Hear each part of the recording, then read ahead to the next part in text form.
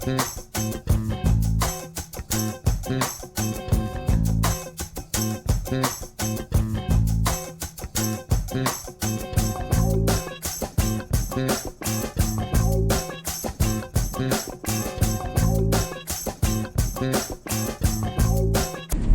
this is Greg from Interview Insights. On Facebook recently, I asked lots of early years practitioners what they do to make sure that their nursery or place of work is sanitised satisfactorily, and I got lots of great responses. So one thing that all practitioners, I think, said they were doing is quarantining. So they would have boxes filled with hard to clean items, books, wooden toys, anything like that. And every day they would rotate the boxes. And then roughly every 72 hours, that cycle would repeat itself. Several of you said that you used a dishwasher for any items that could be cleaned in this way.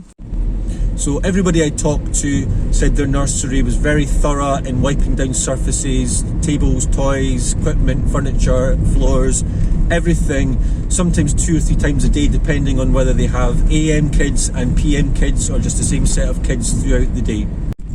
So the cleaning liquid that was most commonly used was Milton, although some said they used Zoflora because it's a little bit stronger. Another user said that you should maybe not use Zoflora if you're in a setting with animals because it's maybe a bit dangerous for the animals to breathe in. Now, a couple of practitioners gave tips on cleaning. So one practitioner said they use a set of different mops for different projects, and these mops have detachable ends so you can clean them easily, and they said it's really saved their back when they've had to go under tables and into places that are hard to reach. Another user highly recommended the system that they're using. They use something called a garden mist pressure sprayer. So you kind of look a bit like a Ghostbuster as you're going around spraying all the surfaces.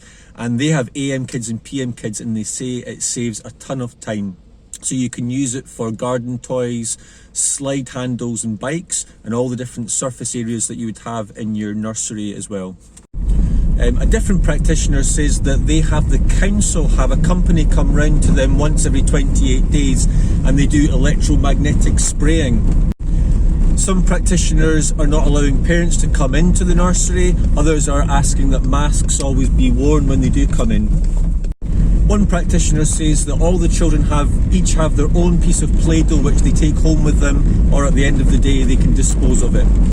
So some practitioners have just removed things from the nursery altogether, like soft toys, cushions and dress-up clothes.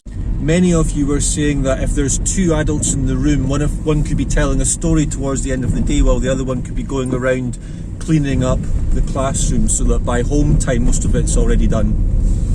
Some are concerned about how the weather's getting colder, and so that you'll be spending less time out in the garden, and that means more cleaning time inside the nursery setting. Thank you everyone for sharing your tips. Hopefully you can pick out 1 or 2 that will help your system become more efficient and sanitary in your setting.